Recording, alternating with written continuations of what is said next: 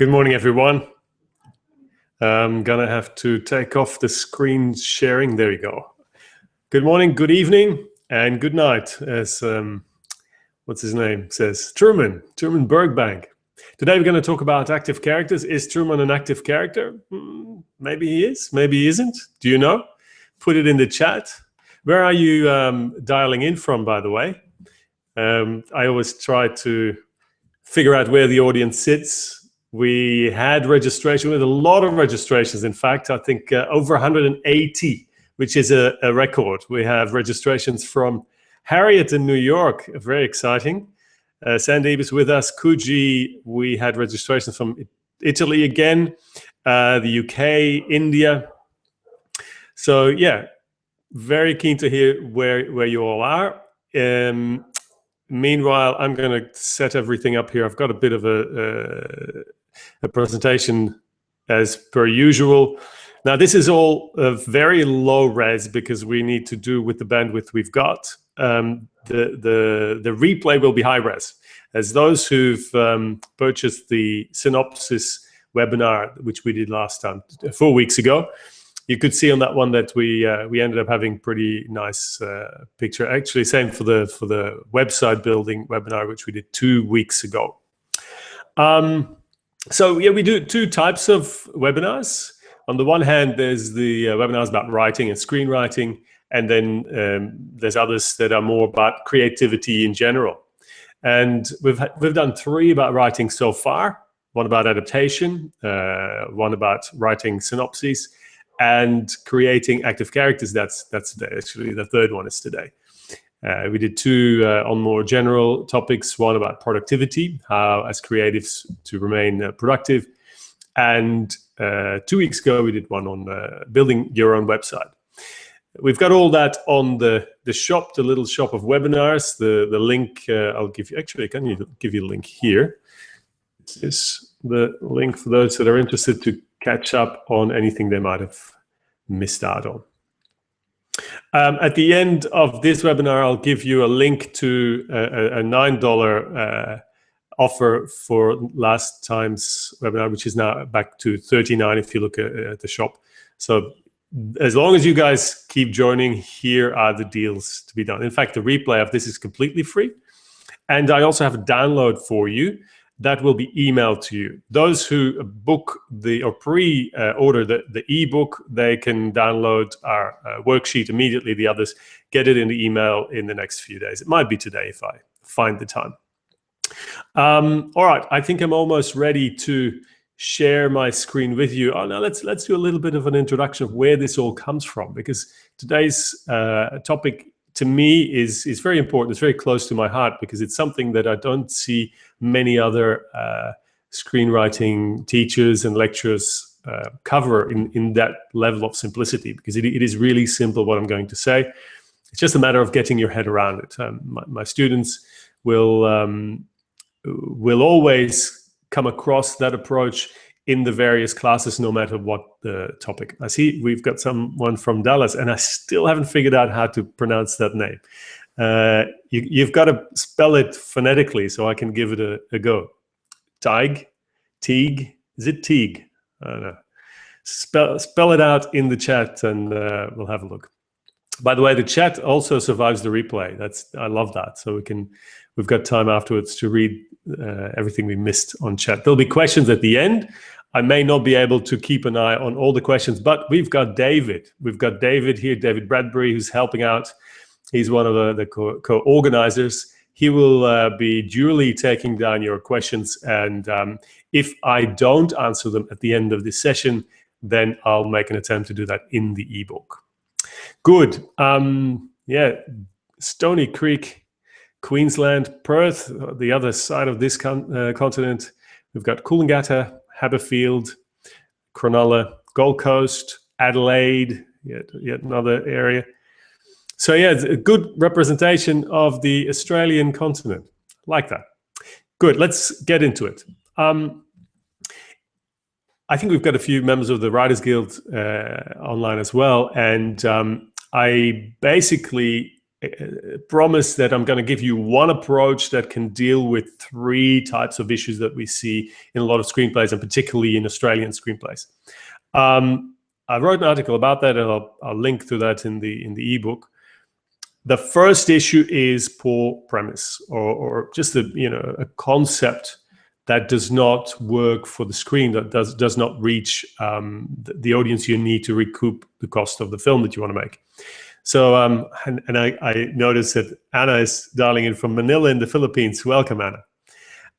So the first issue is premise or concept. Second one is a problematic POV, a point of view. Now, point of view is a very important aspect of screenwriting. I'll explain that in more detail a bit later.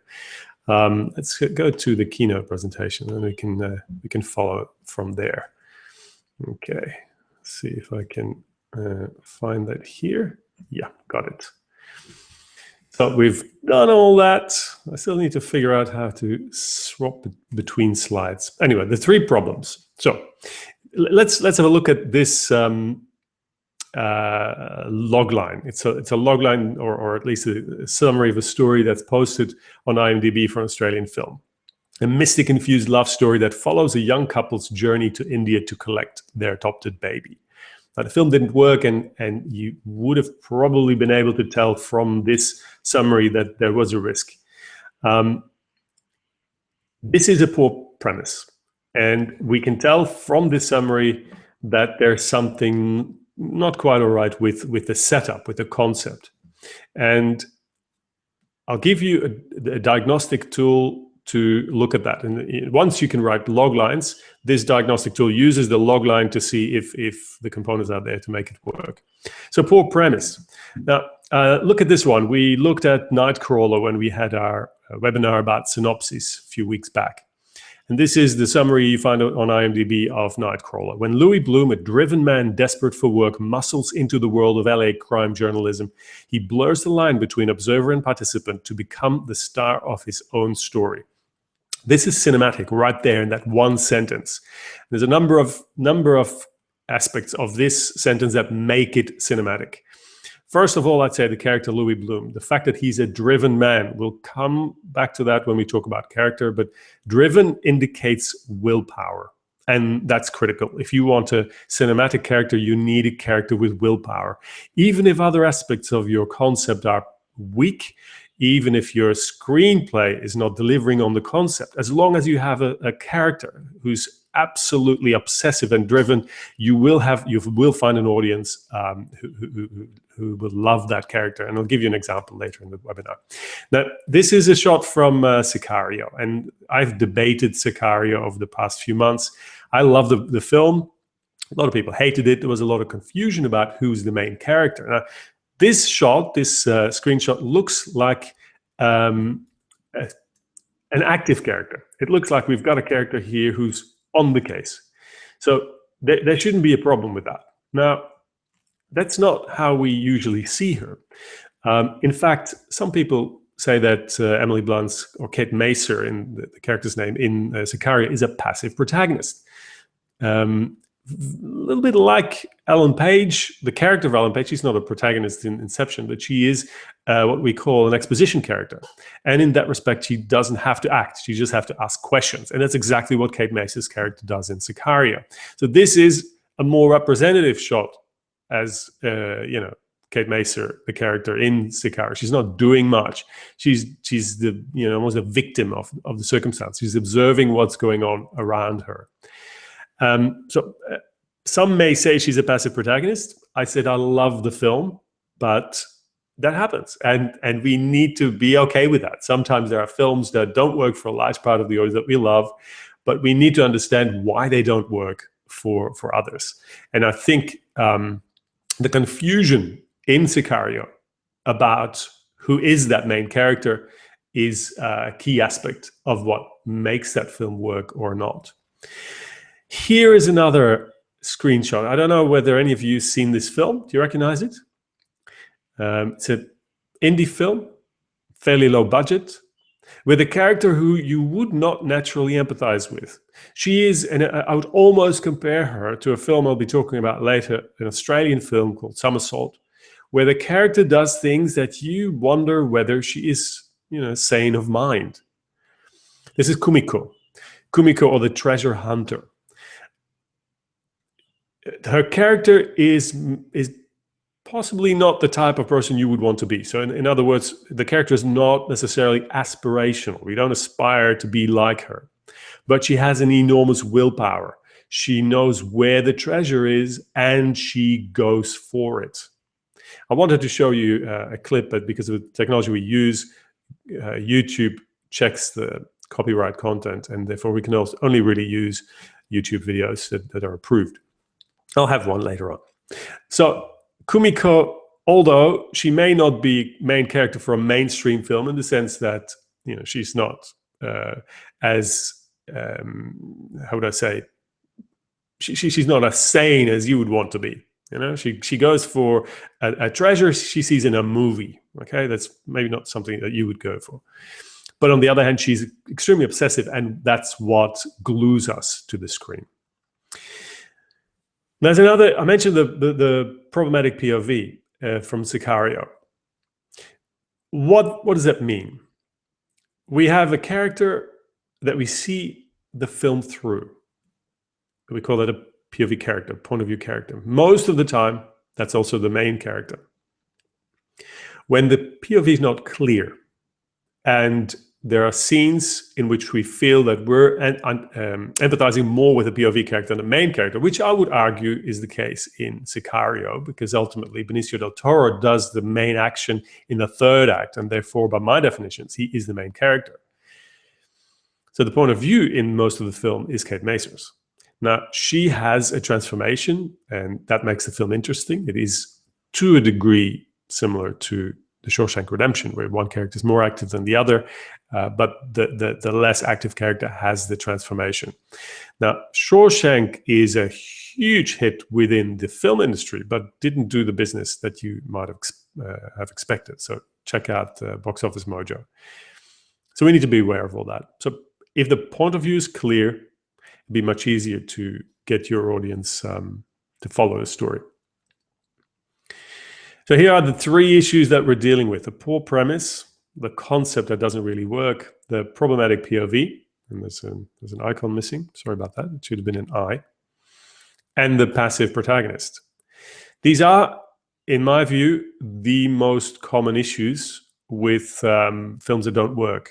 And fortunately, we don't get to see many of those because they just don't survive the box office.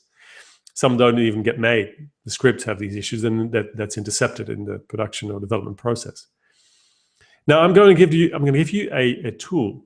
I'm going to show you an approach to storytelling that will deal with each of these. It will allow you to intercept these issues with your own work. In other words, there is one solution that fits all of them. And at the end, I'm going to share with you this worksheet that will help you build active characters, an active concept, an active premise, and also keep the point of view sharp. It's a worksheet that you should use when you're not entirely sure where the issues are. So we all come across problems in our development. This is, in my view, a very powerful tool. More importantly, this aspect of it, where it says EA, I'll explain what that means. That last column, that is going to indicate where the problems in your script may be. Now let's backtrack a little bit. What is story all about? So I want to demonstrate to you, this is not just a formulaic approach, a ticking the boxes, but it is really linked to why we tell stories and what stories are really about. In my view, stories are about change. They're about things happening to characters and the way characters respond to that. So it's really about change, whether that's change in the world or change in the character, or change in the character's behavior or perspective. It's all about change. And this change ultimately results from what happens to that character.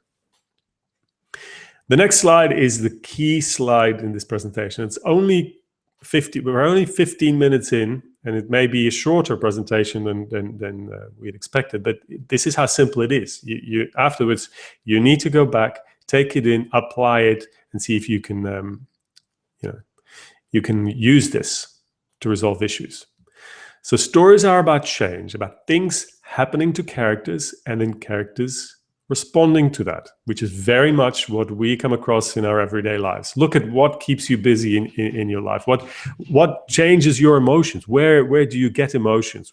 It will almost always be a change. It will almost always be something done by another character to you. And here we go. This is the key of this approach. We have a character. We always start with a character, and that's why point of view is so important. This whole system does not work if you don't know what the point of view of your story is. So first you need to nail the point of view, the character who has the point of view. Secondly, we look at what happens to that character.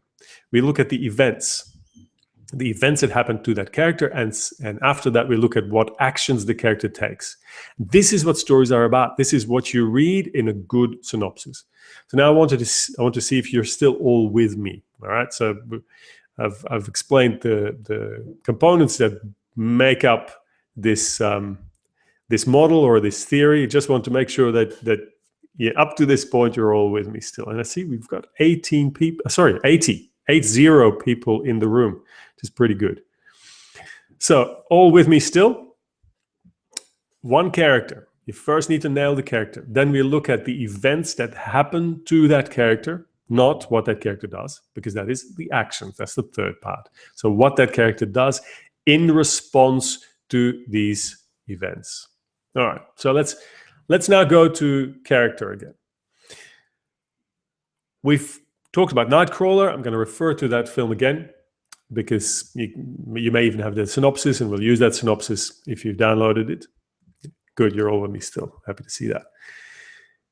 Now, who's the character in Nightcrawler? It's Lou. It's Louis Bloom. Let's look at how he's introduced. He's introduced in the first page like this.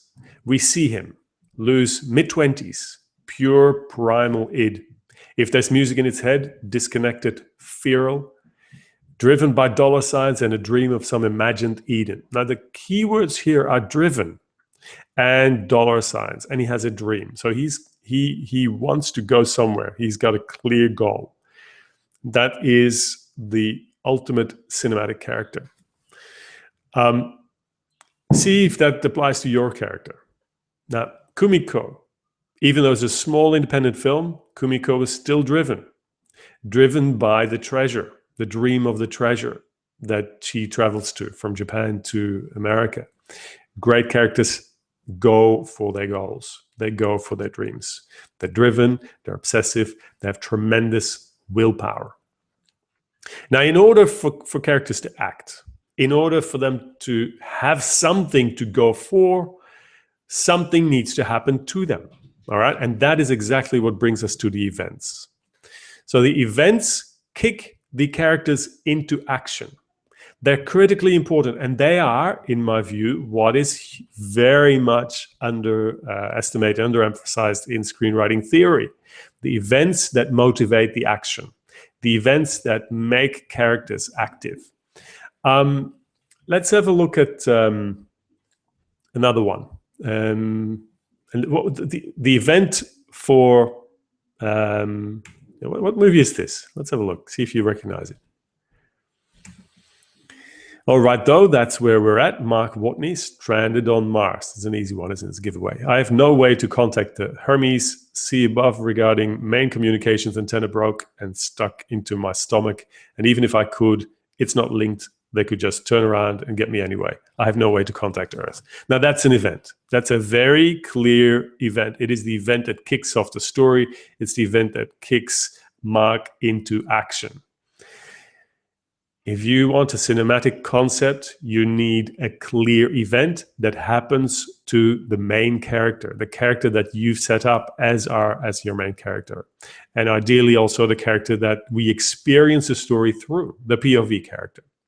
So events are your friends because they are the motivations. They help your characters being active. All right, is it coming together now? Can you see how we're coming to one solution to these three problems? Okay, from these events, we get to the actions naturally. And I always refer back to this interview with Patrick Morgan. Patrick Morgan, brilliant British screenwriter and playwright, I believe. He was talking about how he was developing the screenplay for The Queen, about the fallout after the death of Diana and the actions of the British Queen. In his story, there was two key players. There was Tony Blair and the Queen. Now, Tony Blair's character was weak. In order to make that character stronger, he created stronger events through the character of the Queen. So he made the Queen stronger to kick Tony Blair's character into action. So you can use one character to build up the other, but you can use events to keep characters active as well. So that brings us to actions. Now, if you look at movies with strong actions, very often, and I've mentioned this in my classes, very often these actions are mentioned in the movie title. Can you think of a few movies that have the main action of the movie in the title? And that's the action that the characters go for in a response to the event, always. So it gives a few titles of movies that have actions in the title, the main action, the action that drives the second act, and that also makes the character an active character. I'll give you a hint. Back to the Future is one. So Back to the Future is the action that Marty goes for in response to being stuck in 1955. So what other movies can you think of? Shall I help? Finding Nemo. That's another one. And very often they're big successes. So if you can do that, if you can frame your film, if you can frame what your film is about in terms of the action, then you're very close. Now, Harriet gives us as an example Speed. Speed is not necessarily an action, all right? Stephen gives us, or Russell gives us Back to the Future Part 2, absolutely. No, that was back to the past, wasn't it?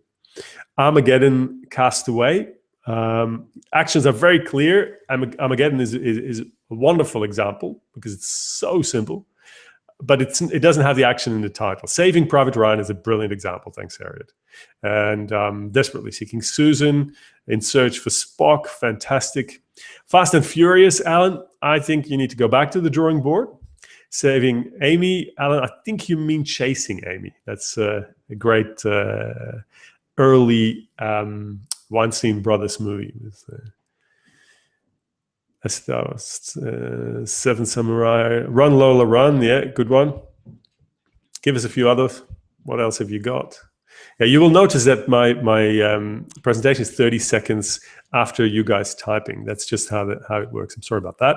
Midnight Run, Assassination of Jesse James, Black Hawk Down, Die Hard, not so much. No, I wouldn't say that Die Hard is one. We've got to be specific about these actions. Okay, they need to be clear and visual. Now, once you've got this system of character, events, and actions very clearly knotted out, you need to apply it on every level. All right? First, get your head around it, and don't start doing this to your own work immediately. Look at other films first. So analyze the concept of other films, see if you can see the character, see which event triggers the action and what the action is. And once it becomes second nature, then you're ready to look at your own work, because otherwise you will overlook critical elements and you may project actions where there aren't any, or you will think events are actually actions and vice versa. So the system is so powerful that you can apply it to every level of your story development. And what I mean by that, you can apply it to concept, which is the overall story, as we just did to these films. You can apply it to the sequence or the outline. You can apply it to the individual acts, so the smaller components of story. And ultimately, you're going to use the worksheet that you download to diagnose the scenes.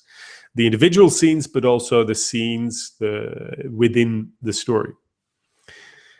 I'm going to give you a few examples of that. So in terms of story, I'm going to give you an example of a logline again that gives us these three components.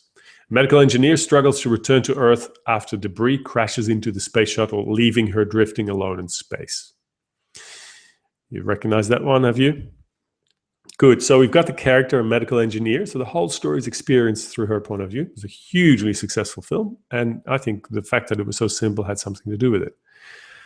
She struggles to return to Earth. So that's an action. After debris crashes into the space shuttle, leaving her drifting alone in space. So let's color code this.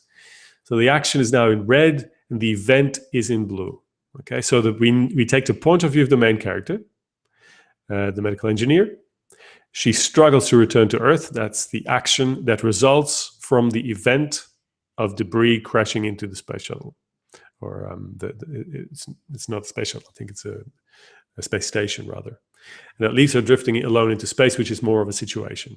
But you need to be acutely aware of what these components of your log lines, what they stand for. And here we've got a good balance of a major event, the debris crashing into her space craft, and then the action struggling to return to Earth. Give you another one. After being transported to a surreal world where she accidentally kills the first person she meets, a young girl must team up with 3 strangers to kill again in order to get back home. Do you recognize that one? It's The Wizard of Oz. Now, this is events in blue. She's being transported to a surreal world where she accidentally, and I think that's misspelled. Sorry, guys, I just copied and pasted that from Logline it. I have to go back and give some feedback there. Accidentally kills the first person she meets. In Loglines, there is no room for error, by the way. I should have been more careful in copying this. And then the action, in fact, the young girl should not have been read. It's just a teaming up with 3 strangers. That's the action. And kill again is an action, and get back home. So it's a totally action-driven film. No wonder The Wizard of Oz is so successful. I'm going to do one more. This is fresh from Logline It. Took it this morning. In a small town in Iowa, a young man's dreams of becoming a photographer are paused when the heir of the family farm, his older brother, dies, unexpectedly provoking his narcissistic grandfather to look to him to continue the legacy before he passes away. At least there's no typos. But can you diagnose this logline? Just use these 3 components: the character, the event, and the action. So in order to have a concept, in order to have a story that is cinematic, you must have these 3 components. In order to convince people to support your story and to support the development of your script or the production of your story, you must be able to communicate those 3 elements. And we use the logline for that. So the logline must must contain each of those 3 elements. So let's look if they're in there.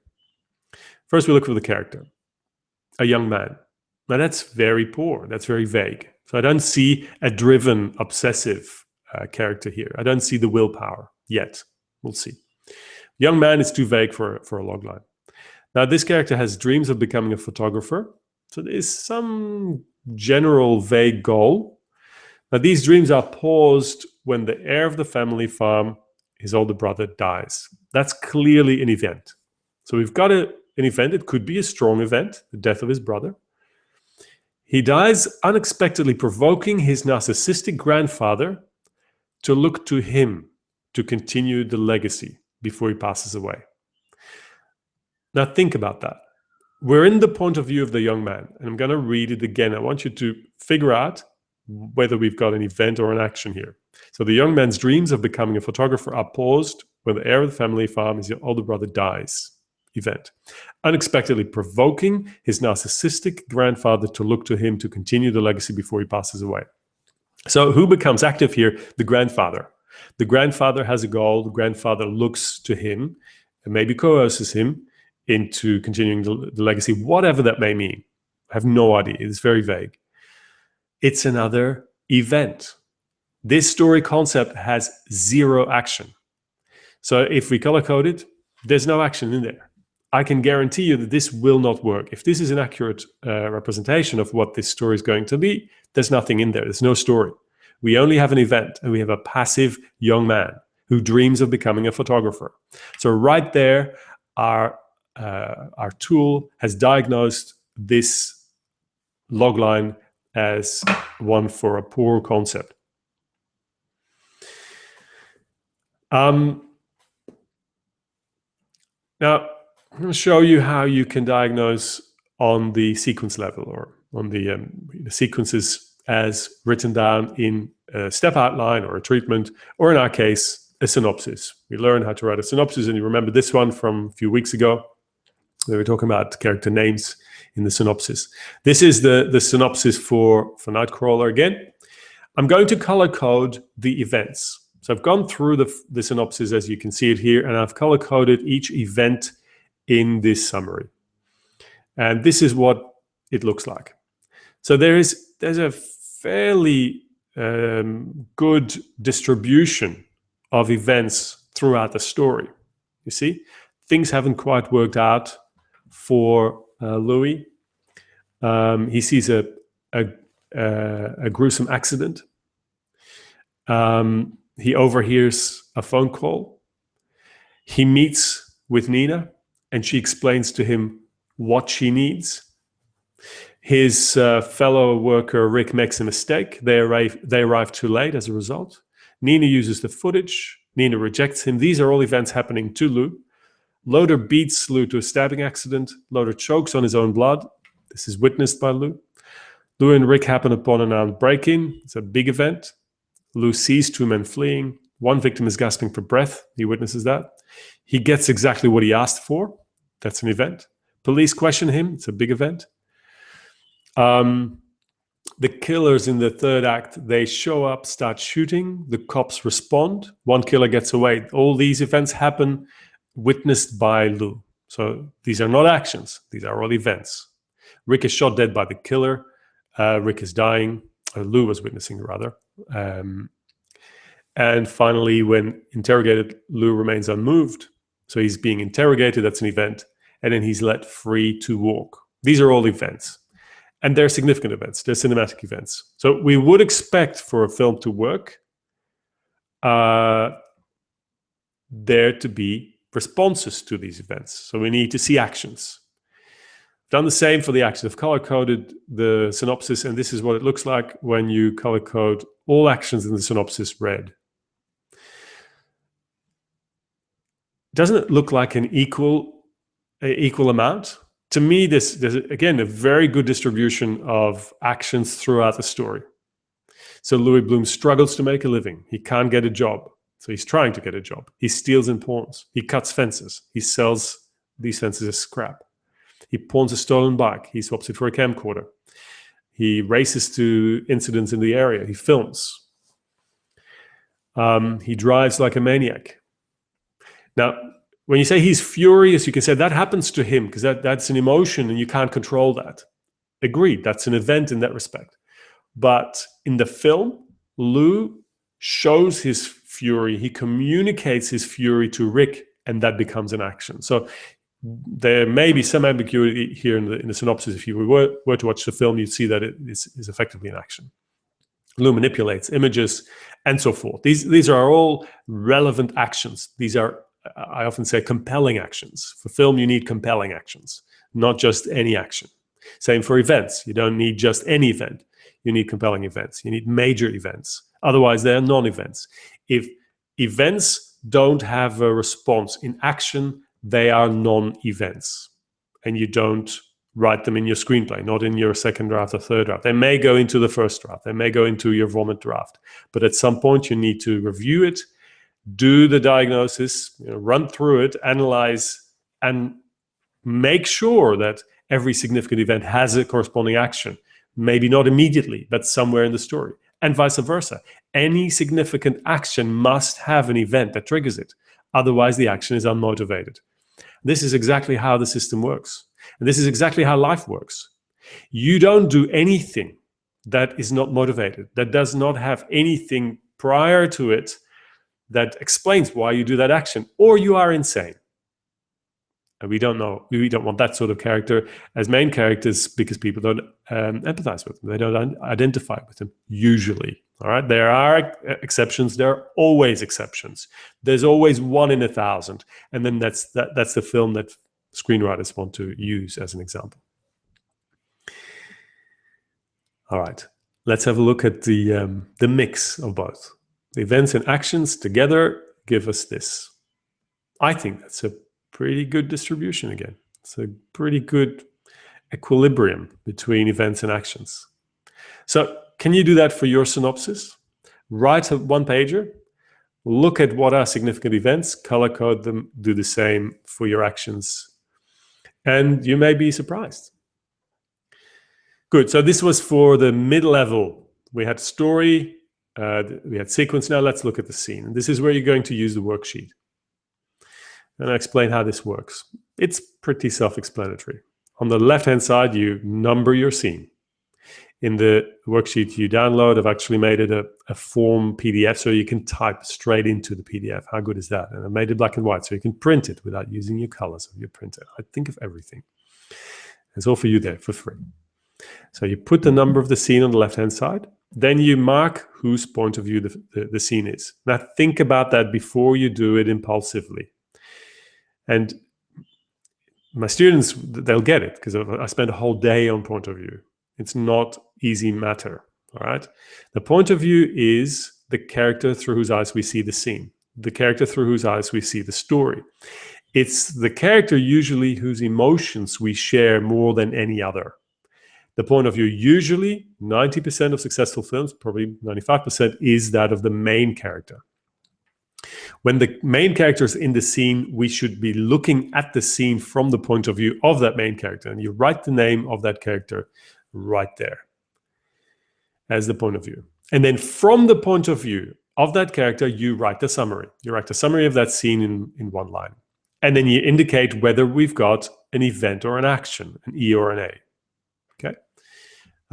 This is an example. So scene number, point of view. I mark the hero character or the main character in capitals. That shows you even better how often you've got a scene from the point of view of your main character. You summarize the story. I just put he for the main character and then the name for any other characters that perform an action. And then at the end, whether it's an action or an event. So if Jack insults the bartender, he picks a fight with Henry. So that's Jack, main character, action. In the second scene, Emily tells Jack he needs to change or she'll leave him. That's an event. It happens to Jack. Jack loses his job, finds his car damaged in the car park. They're both events. And in fact, they should be separated out. They're two separate scenes. So rather than rolling them both into scene 3, you do either scene 3A and 3B, or you do 3 and 4, depending what the number is in the screenplay. Rarely will you have an interior and an exterior under the same scene number. So there'll be 2 different scenes. Jack recognizes Campos in the supermarket, but he loses him.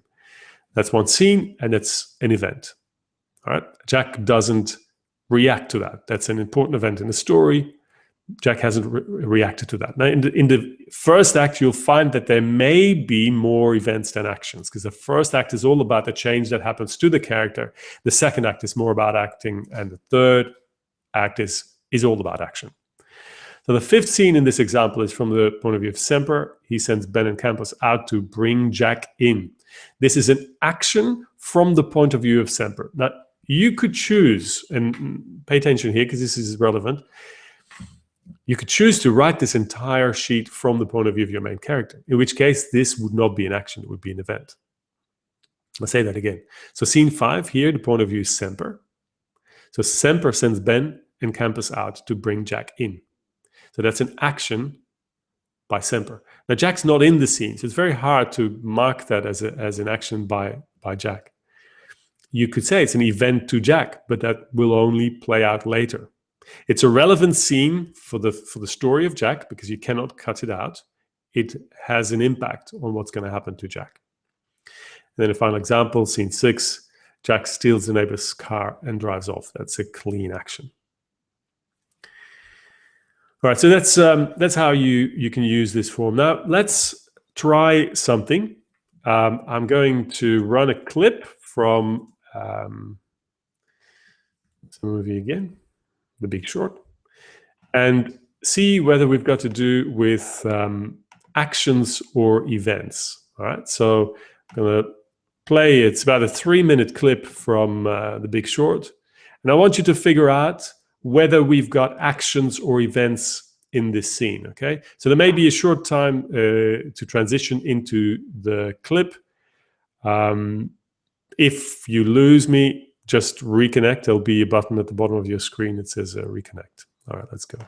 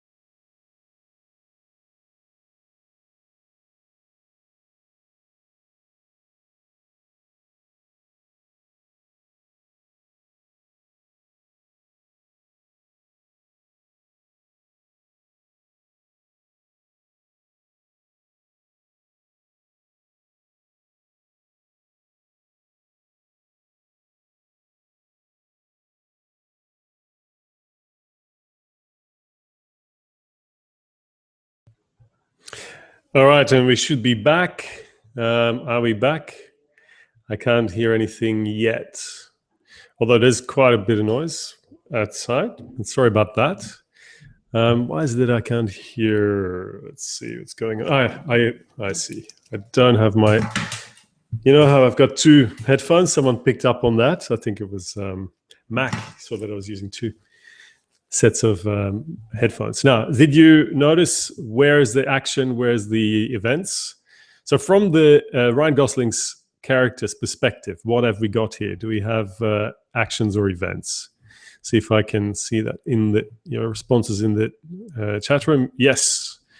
Michaela, you're right. These are actions.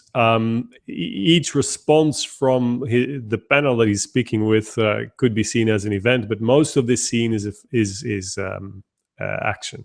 Now, you've got some of you have questions. We'll get to the questions in a minute. So most of this scene is action, and that's fine. You don't need, within the scene, you don't need a balance, as long as you have that balance within the story. Now, Big Short is obviously a somewhat more complex story because you've got all those characters, but you need to look at each of these characters whether there is some sort of a balance. If you have lead characters, if you have your core cast, then for each event that happens to them, the audience will expect a response. So you need to make sure that there is an action. Yes, pulling the blocks away is definitely an action. I've got another clip for you from the same film. It's a much shorter clip. It's about 1 minute. That's one with Christian Bale, and slightly different. See how you respond to that one.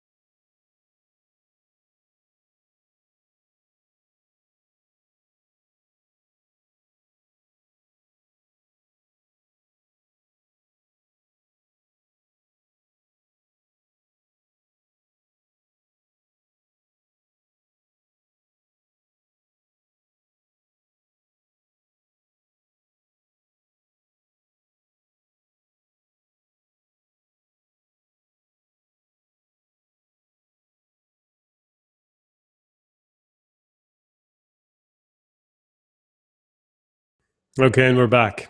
So what did we have here? Was that actions? Was that event? Who is the main character in that particular scene?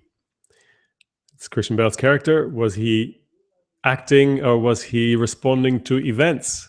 There's a bit of both. Yeah, initially the guys walk into his office and present him with an event, but there is also significant action. So when he responds to that, yes, Alex, you're absolutely right. It's a mix of event and reaction, not erection. POV, Christian Bale, Michaela, thank you so much. That is the most important thing you need to state first. You know, the scene is from Christian Bale's perspective, and then we can look at event or action. Now, David asks, is this even an event? It's just exposition. Well, everything is event or action, and exposition more than anything else. Unless you want boring exposition, you need to make sure that your exposition is embedded in the story. Therefore, it will play the same role. Event and response to event, says Anne, and you're dead right. Good. We're getting to the end of this webinar, and I'm going to look at the questions. Let's see if David put one at the top. Is Sherlock Holmes a good analogy for Sicario? Holmes is the central character. Watson is the viewpoint character.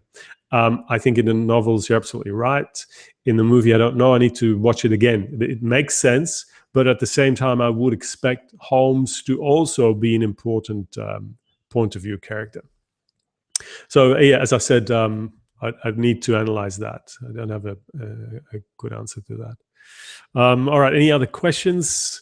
Anna, you had one. How about if you have more than one main character? Is it about making sure that each one is affected by each event, or do you think they can have two different strands of events?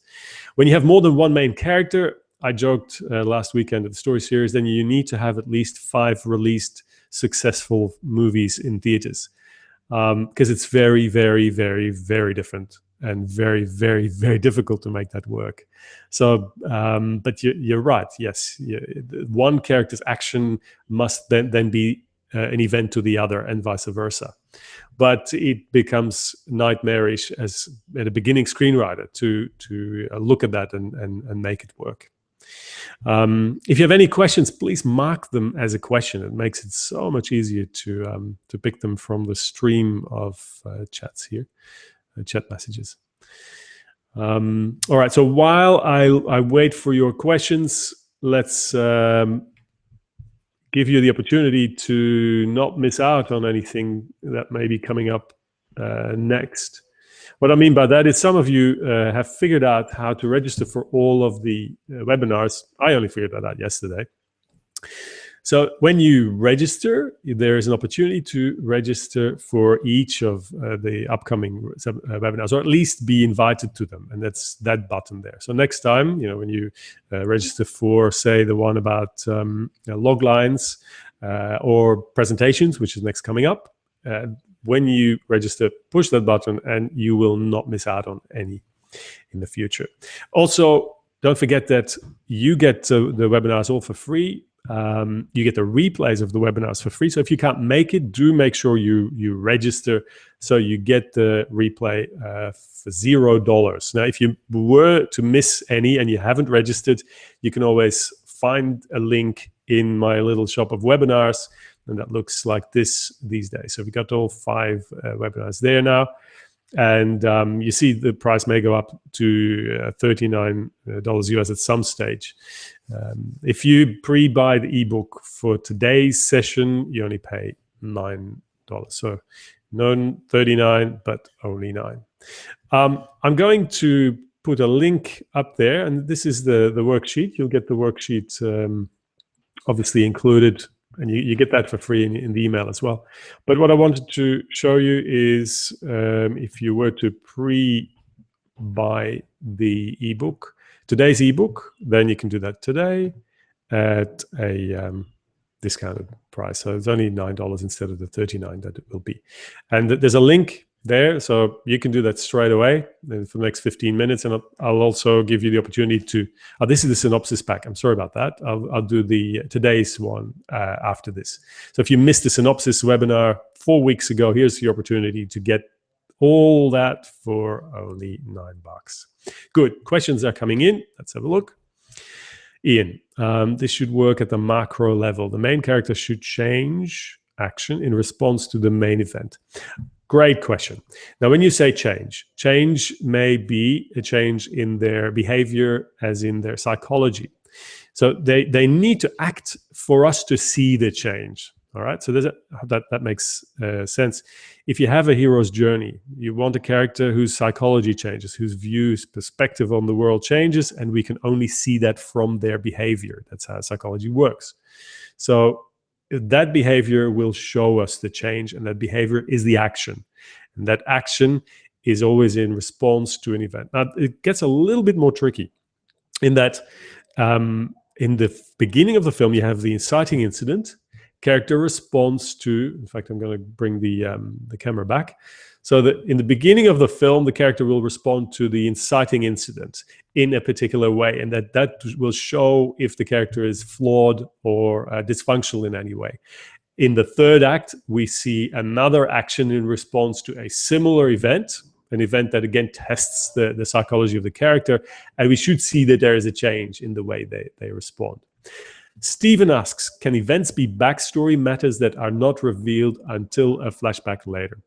Absolutely. A flashback is often an event. It can be a memory, it can be a dream, it can be a nightmare, and all those are events. Now, if you have backstory that explains certain actions in the film, that you can do that, it's not ideal because it's stronger if the audience witnesses the events, if the audience experiences the events with the character. It's all about sharing the emotion with the character, and that's only possible if if we're there, if we witness the event together with the character. So yes, Stephen, it's possible, but it is not ideal for identification and empathy. Anne is asking, what's the balance between having an unlikable character who has the POV? Is making them driven and having a strong willpower the key? So I'm going to read that again. What's the balance between having an unlikable character who's the POV? Is making them driven and having a strong willpower the key? Okay, I'd say yes. I think you hit the nail on the head.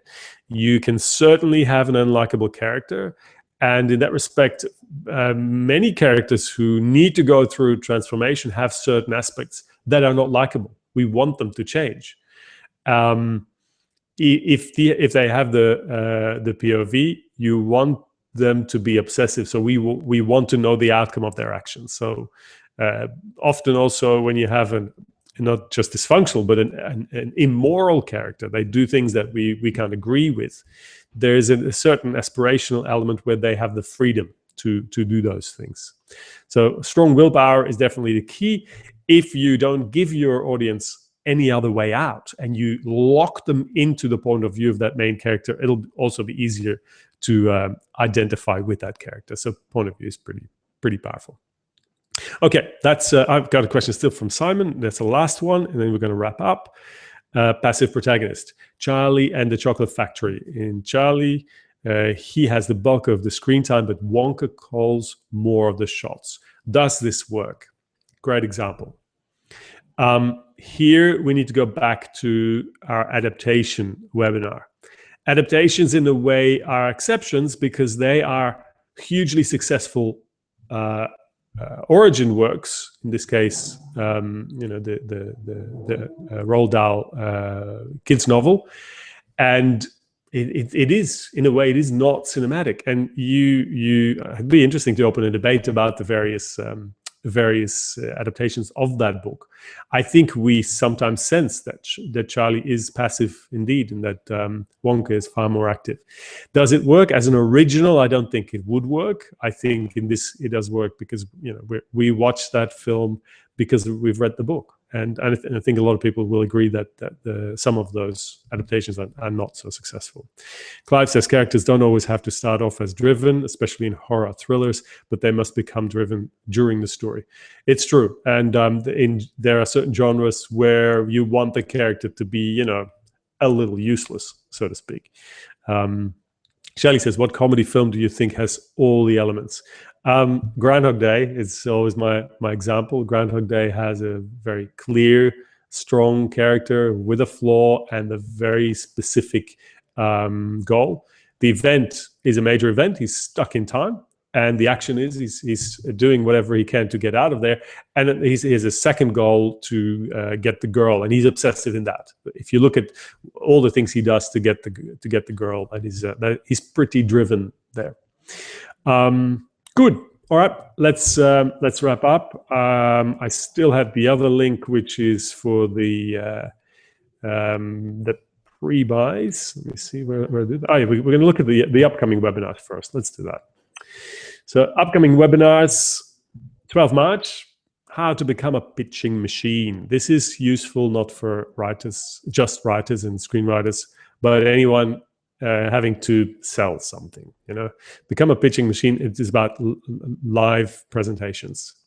I'm not sharing my screen here. I believe I should do that because I've got to put it up there. The calendar of upcoming events here as well. Okay, where is it? Here we go. Start screen share, and that gives me the opportunity to also change the offer. I'm going to load the pre-buy for today, the active characters pack with the ebook, the worksheet, and the replay. Now, the replays of these webinars are a lot more streamlined. I tidy them up. There's better picture quality.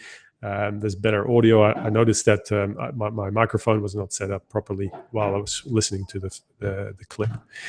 All right, but that's it for now. We've gone through most of the questions. As I said, any other questions, I'll make an attempt to address them in the ebook.